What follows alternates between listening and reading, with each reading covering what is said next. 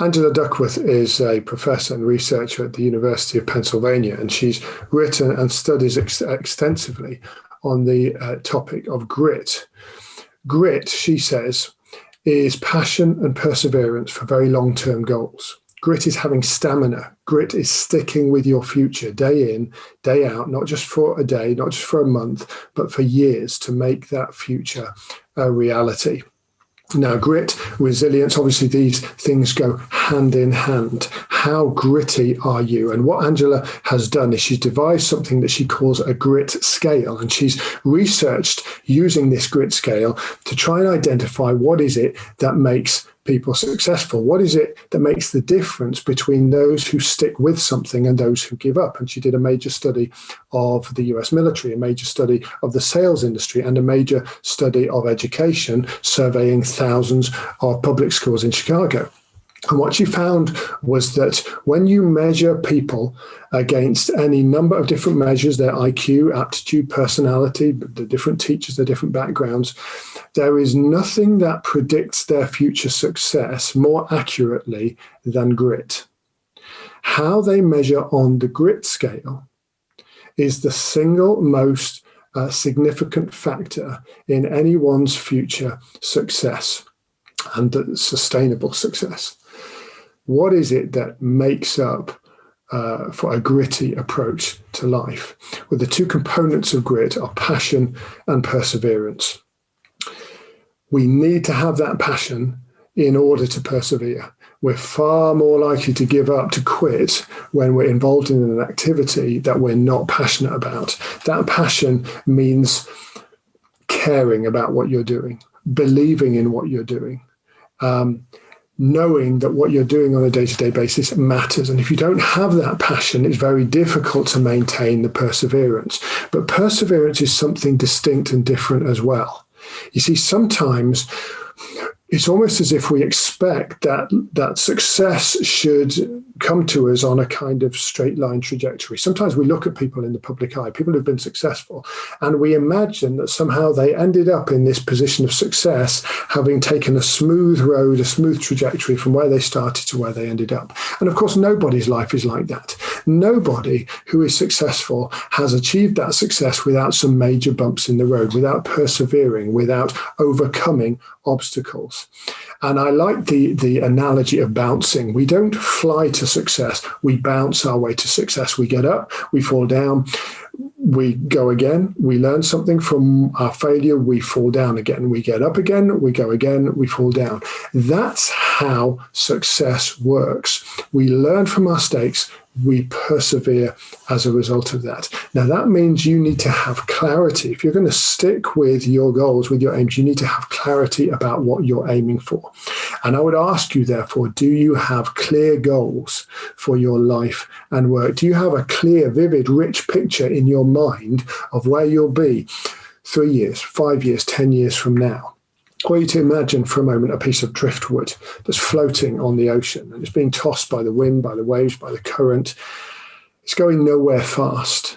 It may end up somewhere nice, but chances are it won't. Now compare that image in your head with the image of a luxury ocean liner that's carving its way through the waves on its way to an exotic destination. Here's the question: which would you rather be? Which are you right now? Which do you feel most resonates with where you are at in your goal, in your journey at the moment? Because without that clarity, the chances are you will fall by the wayside. You will get off track. You will lose interest in what you're doing. So how do we grow that grittiness that keeps us on track? Well, Angela Duckworth suggests that there's 4 basic reasons why people give up. She calls them buzz killers. The first, I give up because I'm bored. The second, I give up because I don't care. Now, both of those have to do with our passion. The third is I give up because it feels too hard. It's not worth the effort. And the fourth is a lack of belief. I can't do it. I just feel like I can't do it. Now, those two both have to do with our perseverance. Now, how do we address those? Boredom, a lack of care, that lack of passion. How do we address that? Well, that comes down and links back to those 6 psychological needs. The first being autonomy.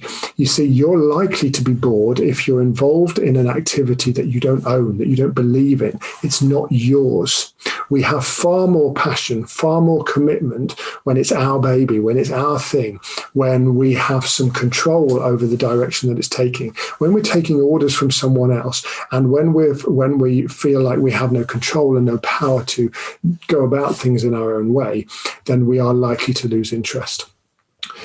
I don't care. How do we address that? That's about understanding and having clarity about your purpose, your why. Why are you doing what you're doing?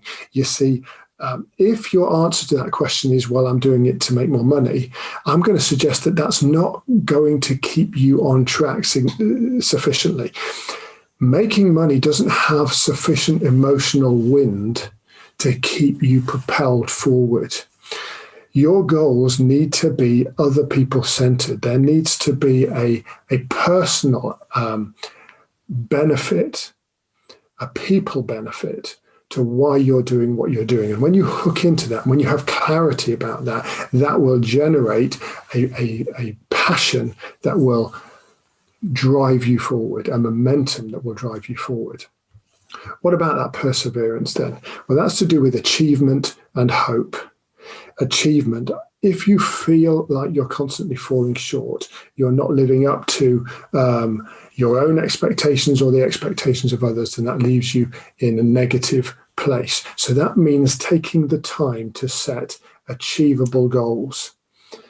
Short-term, mid-term, long-term goals. Goals that you can see, that you can measure, and you can recognize, I've moved forward. I've made progress. I'm competent. And when you have and get into that routine of goal setting and goal meeting and then moving forward, that puts you in a very positive place to keep that momentum going. And then hope. Hope is that belief in yourself, belief in your ability to progress, a belief in your ability to learn. And that's maintaining a commitment to learning, to ever expanding your mind, expanding your capabilities and your skill sets so that you feel like you're in a positive place, continually moving forward, believing that things can get better. So how do you set a foundation for resilience? Number one, identify your dreams. Take the time to do that. Number two, clarify your why. Why are you doing what you're doing? Number three, set achievable goals. And number four, believe in yourself.